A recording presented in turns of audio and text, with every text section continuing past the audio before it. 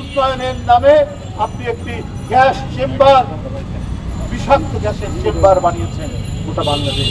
আজকে বৃক্ষ লোকদের টাকা চায়, আপনার লোকদের পকেট ভরা চায়, তারা সুখে শান্তিতে রাখতে আপনি গোটা দেশের মানুষকে মৃত্যুর দিকে ফেলে দিয়ে, কবরস্থানের দিকে ফেলে দিয়ে আপনি এই সমস্ত কয়লা পুড়িয়ে বিদ্যুৎ কেন্দ্রটি আপনি তার পরিণতি কি? আজকে 28 দিন চলছে এই তপ্ত খরা, এই তপ্ত প্রবাহ, এর মধ্যে 17 জন মানুষ মারা গেছে স্কুলের ছাত্র, মারা গেছে স্কুলের শিক্ষক, মারা গেছে মাদ্রাসার শিক্ষক এই প্রচন্ড গরমের কারণে, কারণ তাদের বিশ্বাস নিতে পারে। আজকে আপনি মানুষের সমস্ত আরাম আয়েশ, অর্থাৎ পৃথিবীতে প্রকৃতির যে অবদান মানুষের প্রতি, সেই অবদানকে আপনি ধ্বংস করেছেন। আওয়ামী লীগের মন্ত্রী নেতারা চিৎকার করে কথা বলতে বলতে বলার মধ্যে তাদের আলসার হয়ে গেছে এই উন্নয়নের কথা বলতে বলতে। সত্যিকারই উন্নয়ন যদি হয়, সেই উন্নয়ন তো হবে মানুষকে কেন্দ্র করে, মানুষ বাঁচানো। আওয়ামী লীগের নেতাদের বিদেশে বাড়ি বানানোর উন্নয়ন তো নয়, first home, second home, third home, fourth home বানানোর তো উন্নয়ন নয়। যে উন্নয়নের ছবি দেখিয়ে আওয়ামী লীগের নেতারা আঙ্গুল ফুলে কলা গাছ, যে উন্নয়নের ছবি দেখিয়ে আজকে অস্ট্রেলিয়ার সিডনি, কানাডার মন্ট্রিল, দুবাই, আমেরিকা এইসব জায়গায় তাদের বাড়ি ছড়িয়ে আছে, সেই উন্নয়ন তো জনগণ দেখতে চায়নি। জনগণ একটু বুক ভরে শ্বাস নিতে চায়, একটা নিশ্চিত নিরাপত্তার মধ্যে থাকতে চায়, বিশুদ্ধ বাতাস গ্রহণ করতে চায়। কিন্তু আপনি তো সেটা দেননি। আপনি ওদের অক্সিজেন কেড়ে নিয়েছেন, আপনি ওদের নিঃশ্বাস প্রশ্বাস কেড়ে নিয়েছেন।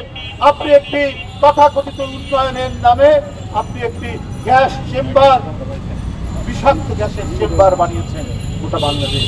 আজকে বৃক্ষ নেই, আজকে নদী ভরাট, আজকে জলাশয় ভরাট, আজকে হ্রদের মধ্যে দিয়ে কি সাবেক রাষ্ট্রপতি হামিদের বাসায় যাওয়ার জন্য একটা বিশাল হ্রদ, তার ভিতর দিয়ে আপনার রাস্তা বানানো হয়েছে। তাহলে আপনার বৃষ্টি হবে কেন? তাহলে গাছে পাতা থাকবে কেন? তাহলে গাছে ফল থাকবে কেন? থাকবে না। এরপরে আপনার যুবলীগ, ছাত্রলীগ, পুলিশ, এরা তো একাকার। যুবলীগ, ছাত্রলীগ যা করছে পুলিশও তাই করছে। শেখ হাসিনা এইভাবে তিনি গড়ে তুলেছেন, এই ভূমিকা গড়ে তুলেছেন বলেই তারা এত বড় একটি মানে জনসমাবেশ, যে জনসমাবেশের কথা সংবিধান নিশ্চিত করেছে, সেইখানে তারা তাণ্ডব চালিয়েছে, সেইখানে তারা সাউন্ড বোমা নিক্ষেপ করেছে, সেইখানে তারা শর্ট গান দিয়ে গুলি করেছে, সেইখানে হত্যাযজ্ঞ চালিয়ে সেইটার কৃতিত্ব দেন আওয়ামী মনা পুলিশ কমিশনার আসাদুজ্জামান। গণতন্ত্রকে হত্যা করেছেন আগেই, সেই গণতন্ত্রকে ধারাবাহিকভাবে এখন কেটে টুকরো টুকরো করেছে এই সরকার তার সাজানো আইন শৃঙ্খলা বাহিনী দিয়ে। এই আইন শৃঙ্খলা বাহিনী দিয়ে তিনি যে কাজটা করেছেন, সেইটাই এখন তার পুলিশ বাহিনীর কর্মকর্তারা অবলীলায় এখন সেগুলো বলে যাচ্ছে, সেগুলো নিয়ে গর্ব করছে। আমি আসাদুজ্জামান সাহেবকে বলবো, আপনারা একটু সত্যের পথে আসুন, মিথ্যার বিরুদ্ধে দাঁড়ান। তা না হলে আপনার এই সরকার এমন এক সরকার, তার পিছনে একটা সুপার সরকার আছে। এরা মিলে কিন্তু অনেক কাহিনী করে, এটা মনে রাখতে হবে। আপনার আগের কমিশনার বেনজির আহমেদ, তিনি কত কথা বলেছিলেন এই আন্দোলন নিয়ে, পুলিশকে নির্দেশ দিয়েছেন তোমাকে বন্দুক দেওয়া হয়েছে ব্যবহার করার জন্য, তুমি ব্যবহার করছো না কেন?